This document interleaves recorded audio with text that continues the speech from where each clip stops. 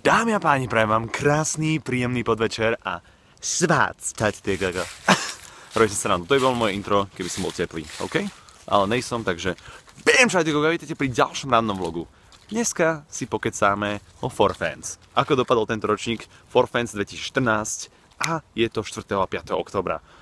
Hovoril som si, že musím na to natočiť nejaké názorové video, pretože ľudia boli zvedaví, že čo poviem, že ako bolo, lebo pod Instagram komentáre sa proste písalo veľa vecí, že či sa ľuďom páčilo, či ne, tak som si povedal, že natočím aspoň random vlog. Rozmýšľal som, že spravím video na hlavný kanál, ale povedal som si, že v poslednej dobe vychádza málo random vlogov a že na hlavný kanál to asi nestiam robiť, pretože to mám hrozne veľa čo spraviť teraz. Tak, máme to tu, točím random vlog. A neviem, prečo robím toto v poslednej dobe pri vlogoch, furt lúskam. To je zlé. Tu je jeden môj pes, druhý tlačí šulce niekde v obdáli. Agi, nekakaj, poď. Dobre. Nebojte sa, v lese, ne mimo lese, to by som musel zbierať. Ja som ich naučil, že musia proste pekne na kraji lesa medzi tie bezdomovecké hovienka. Lenže tieto majú také krajšie. OK, nebudeme rozoberať hovna, budem hovoriť o ForFans, OK, k veci. Tento rok to bolo super, bolo najviac ľudí zatiaľ, aspoň myslím, že na minulom bolo menej ľudí, aspoň sa mi tak zdalo, pretože podpisovanie a fotenie bolo absolútne dlhé, ale myslím, že v nedeľu sa mi podarilo každého, kto čakal na ten podpis alebo fotku splniť. Takže jej, plus bod, to som bol aj minulé z toho šťastný. Tak pozitívom na tejto akcii, bolo to určite lepšie ako minulýkrát. Bolo tam VIP zóna naviac, ktorá bola úplne mega, pretože tam boli gauče na sedenie, bol tam malé pódium, na ktorom som ja robil talk show, mal som tam Selassieho, mal som tam Drua, keď som Robbieho a zase to robím, zase tu, nejaká černoška. Oh hell no. Dúfam, že ma vidíte, pretože ja som s obsami, tak som si, vždy keď som s obsami, tak mám takú chvíľku sa porozprávať, pretože mám voľno, nemám s kým kecať, tak sa venujem buď random vlogu, alebo s niekým volám, alebo tak. Takže teraz sa venujem vám. Tá VIP zóna bola tento rok super, potom organizácia bola o dosť lepšia, pretože bolo veľa crew memberov, to sú tí, čo mali fialové trička a starali sa o to, aby bol poriadok, tak tí mi dosť pomáhali tento rok. A ľudia sa sťažovali, že buď som nemali podpis, alebo že sa platilo za fotky, alebo tak. To sú negatíva, tak tým sa vyjadrím. Písal som to už na Instagram, do komentárov, ale ne všetci sledujú Instagram, tak radšej to poviem takto do random vlogu. Psi, poďte za mnou, poď. Moji sú leniví, oni sú naučené, že počkajú tam a že ja tam sa budem musieť vrátiť tak či tak tým smerom, takže poviem sa mi takto sám. Tam niekto parkuje auto vzadu, tak sa mi budem kecať radšej tu. No, bol tam platený fotostánok a ľudia sa sťažovali, že nebudem platiť 100 korún za to, aby som mal fotku s Gogom, čo jasne chápem, pretože sakra, keď tam prijete za youtuberom, tak by ste sa s ním mali odfotiť zadarmo, nemáte platiť za to, keď už ste si zaplatili vstupné, vôbec aby ste mali fotku s človekom. Ale ten fotostánok vám spraví profi fotku s osvetlením a vytlačia vám to tam, upraviam to tam a ja to tam rovno podpíšem. Preto sa tam za to platí. A ľudia si mysleli, že tým pádom, že ste profi fotky, není iná šanca, jak sa mnou odfotiť. Ja som nebol ani minútu v backstage, aby som sedel, ja som celé dní behal medzi ľuďmi, akože ľudia hovoria, že ani ma nebolo vidieť medzi nimi, lenže tam bolo toľko ľudí a chápete, že ja mám asi najdlhšie radný na autogramy a tak. Megi, fuj! Ty tlač, nesčekaj a tlač šulce. Na čo čekáš? Tam spí bezdomovec pri aute, čo mám na väzdovi, keď som sa iPhone ForFans. Tam medzi autami spí bezdomovec na značku, Megi sa oslakla a začala štekať. To je divné. Ona keď sa niečo zlakne, tak sa začne vyštekávať. Tu keď som, no, viete, ako Megi tlač šulca, tam taký bezdomovec pri aute. To sa mi nestalo ešte v živote.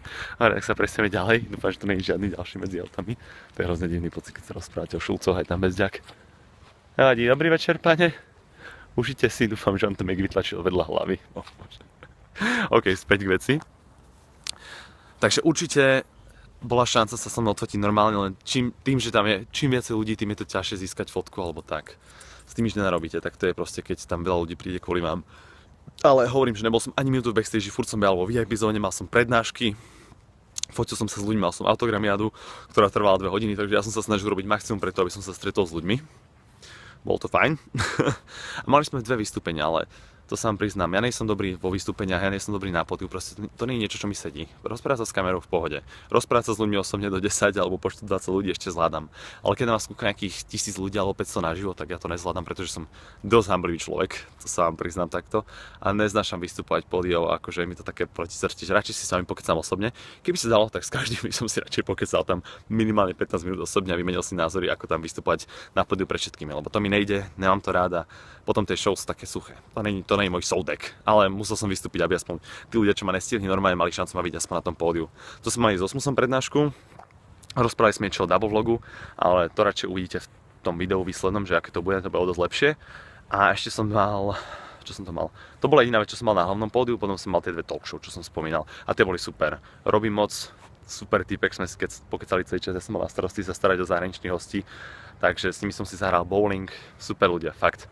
Dali mi sľub, ako to ja som im rozprával, že to by slúbil, že sa stretneme, že môžem dojsť k nemu do Ameriky, lenže to by nezdvíha. Tak proste nespoľahlivý človek a oni povedali, že OK, my ti nedáme sľub, jak to že my to myslíme úplne vážne a že chlapi, kašite na tračničné sľuby, takéto nesplniteľné, že dojdeš do New Yorku, máš kde bývať, ideš, proste si super, môžeš s nami zostať, alebo že dojdeš do LA, máš ubytovanie a že OK chlapi, berem vás za slovo, máme váš kontakt, budem tam, dám vám vedieť, lebo fakt sú to super ľudia, som s nimi kecal, bol to mega. Späť for fans a čo by som ešte o tom povedal, aké boli ešte dotazy na Instagrame? Myslím, že bol teraz trošku drahšie vstupné, ale to nedávajte tieto dotazy na mňa, ja nejsem organizátor tento rok, ja som iba účinkujúci, takže ja to mám na starosti, že tam som a že sa venujem ľuďom. A tak, ale bolo super. Ani s youtubermi som si nestiel pokecať tento rok, to ma hrozne mrzelo. A Ľudská tam bola so mnou a tej som nemal čas sa venovať ani ty kokos 5 minút cez deň. Ja som od rána o 7 bol na For Fans a vracal som sa na hotel okolo 6, 7 a 4 som mal chvíľku na Ľudsku. A to som ešte sa chcel venovať tým zahraničným hostom, keď už prišli z tej Ameriky, takže na ňu som mal absolútne čas na deň, lebo som furt behal a venoval sa fandom, jak sa dalo. Kľudne aj stafakov sa spýtať, ja som fakt v tom backstage nebol absolútne. Zostal som prehodil pár slov, ale normálne s youtubermi som aj nestiel pokecať, tak oni mi povedali, že no gogo, zase sme pokecali, keď sme sa lúčili, takže je to také, že nejsú stíhačky, proste makal som tam furt a dúfam, že sa stretneme v reáli, je to osobnejšie chodiť na takéto akcie.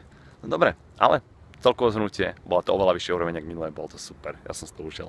Až na to, že som vyčerpaný teraz tak. Dobre, idem spať a tak, idem spať a srať. Dobre, majte sa, my sa na budúce, čaute.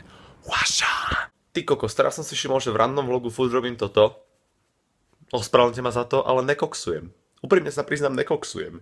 Ja prosím iba vo zvyku si počas vlogu niečo robiť, nejaký zlozvyk, jak toto, tak aj toto. Keď som vystresovaný, presne sa rozprávam s kamerou, buď gestikulujem, alebo si nájdem nejakú blbosť.